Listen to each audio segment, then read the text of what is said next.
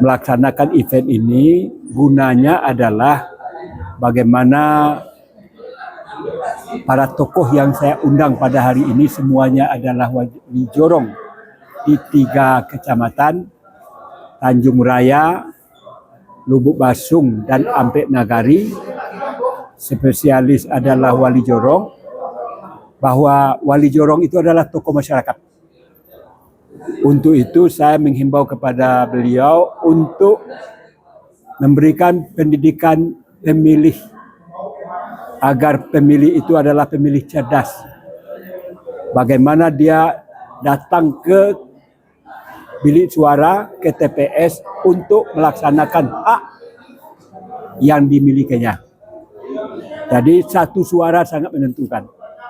Jangan abai, jangan dikira bahwa saya ini satu orang tidak perlu. Ini memang hak, bukan kewajiban. Oleh karena itu, inilah yang saya pesankan kepada beliau, kepada mereka, agar tolong diberitahu kepada masyarakat bahwa ada pilkada serentak di 37 provinsi, 508 kabupaten kota, khususnya di Agam, kita akan melakukan pemilihan bupati. Oleh karena itu, ada mungkin beberapa calon yang akan maju. Oleh karena itu, jangan asal pilih. Lihat track recordnya, lihat jam terbangnya, kemudian apa yang pernah dia lakukan.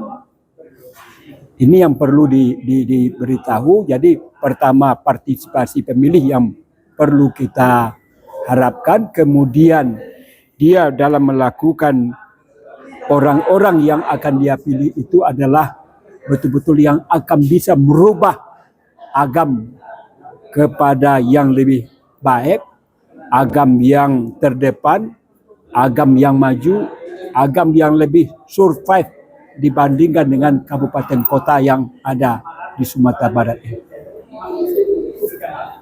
Terkait apa Pak Ji? Enggak, kan tadi bicara di KPU Bawaslu. Cara itu. Apalah. Oke, yang KPU selesai ya. Apalah. Terkait niat Pak Jika maju jadi bupati dan wakil bupati. Itu kan ada 2 kandidat dari PAN. Apa punya ke depannya Pak Ji?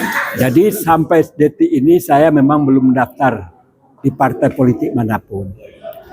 Namun dengan saya tidak terpilih sebagai anggota DPR, silih berganti para tokoh Agam mendorong saya untuk maju.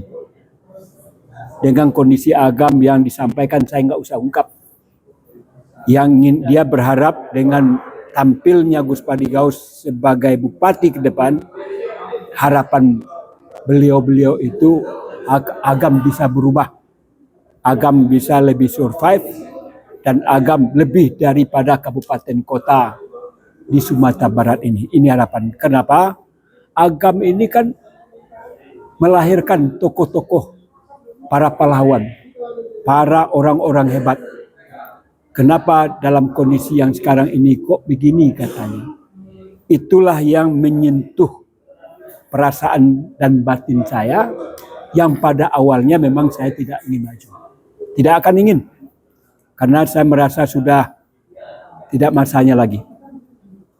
Karena di 2010 kemarin saya sudah maju, di putaran kedua saya kebetulan tidak diberi kesempatan oleh Allah. Tapi mungkin ini hikmahnya saya tidak duduk di DPR, sehingga kalau saya duduk di DPR saya pastikan saya tidak bakal maju. Tapi dengan kondisi ini mungkinlah inilah jalan yang dibukakan oleh Allah untuk saya maju. Mudah-mudahan Allah tetap membimbing dan memberi hidayah, sehingga proses daripada pelaksanaan saya harus mendaftar, upaya-upaya itu insya Allah akan saya lakukan. Kapan deklarasi? Mendaftar saja belum, bagaimana deklarasi? Jadi waktunya dalam internal partai Pak, apa boleh 2 atau 3 maju? Saya kan enggak, kalau untuk mendaftar kan minimal didukung oleh 1 atau beberapa partai. Yang kuotanya itu 20. Enggak ada istilah didukung oleh 1 partai oleh 2 orang, enggak mungkin.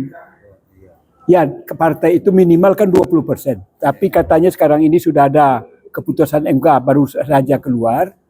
Kalau 0 sampai 2,8 juta penduduk cukup 10% saja. Tidak perlu 20%. Hari ini yang terjadi kan 20%. Bagaimana? Jadi jangan jangan salah pemahaman. Saya maju dengan partai apa kan gitu. Jangan dikatakan apakah bisa satu partai mengusung dua calon yang berbeda. Itu tentu nggak pas. Artinya apa? Saya tentu kalau seandainya maju, tentu kepada partai yang belum mengusung pasangan calon. Jadi otomatis Pan keluar, Pak. Bukan keluar, kan untuk menjadi calon pilkada kan nggak harus jadi anggota partai. Kecuali jadi caleg. Inilah perlu yang pencerahan ini. Kalau jadi caleg wajib jadi anggota partai. Karena dia akan menjadi anggota DPR dari fraksi yang bersangkutan. Coba bayangkan sekarang nih. Di Jakarta Raya ada 12 partai yang mengusung RK hari ini. Apakah dia harus menjadi ketua anggota partai dari masing-masing? Nah, ini enggak, ini perlu juga saya berikan pencerahan. Jadi jangan salah dalam memahami ada calon yang lain yang hari ini satu bendera dengan saya, kan itu yang disampaikan. Lalu apa ini boleh apa tidak? Cara mindsetnya itu yang salah. Nanti usungan ya Pak ya. Yang artinya partai itu gabungan satu partai atau gabungan partai yang jumlah kuotanya kemarin itu 20%, itu punya hak untuk mengajukan calon. Jadi, Calonnya visi ke depan apa tuh, Pak? tentu saya akan melakukan perubahan. Bagaimana Agam ini terdepan dibandingkan dengan kabupaten kota yang ada di Sumatera Barat terutama. Karena Agam ini sebetulnya adalah sokoguru dari pengalaman sejarah. Kenapa tidak ini kita kembalikan marwah Agam yang hebat itu. Kalau Agam sekarang kemana kira-kira? Biar wartawan lah yang makanya saya bilang tadi, wartawan lebih hebat dari saya dalam menyikapi itu karena wartawan ini bercokol di Agam semuanya. Oke. Terakhir Pak, dari semua calon lah gitu kan yang akan mengajukan jadi bupati, semua misi dan visinya bagus semua gitu ya. Takutnya untuk yang seperti yang pernah terjadi mungkin setelah jadi bupati dia lari daripada visi dan misi tadi. Ya. Lupa dengan janji. Oke. Takutnya ini Oke. kan terjadi. Udah paham. Oke, ya, lah. Coba nanti dibuktikan. Ya. Saya maaf saja. Jadi uji coba siapa Gus Padi Gaus di DPR.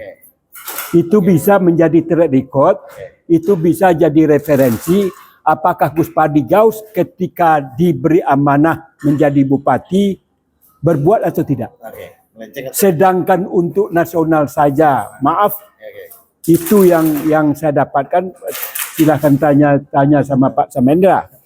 Apalagi untuk kampung halaman. Itu adalah merupakan kewajiban saya. Saya kan saya bilang tadi, bagaimana pemekaran nagari? Yang pemekaran nagari itu menurut aturan tidak dalam moratorium. Saya bilang bisa melakukan terobosan. Ini kan masalah kebijakan kata saya. Tadi masalah tanah ulayat. Tanah ulayat yang tadinya dipakai oleh investor menjadi hak guna usaha, hak guna bangunan, habis masa berlakunya dia kembali ke tanah milik negara. Saya minta ini perubahan. Siapa yang bisa melakukan itu kalau dia bukan? Berarti permasalahan yang ada insya Allah akan terselesaikan. Insya Allah berikan amanah dan saya akan melakukan apa yang didambakan oleh Terima kasih atas adanya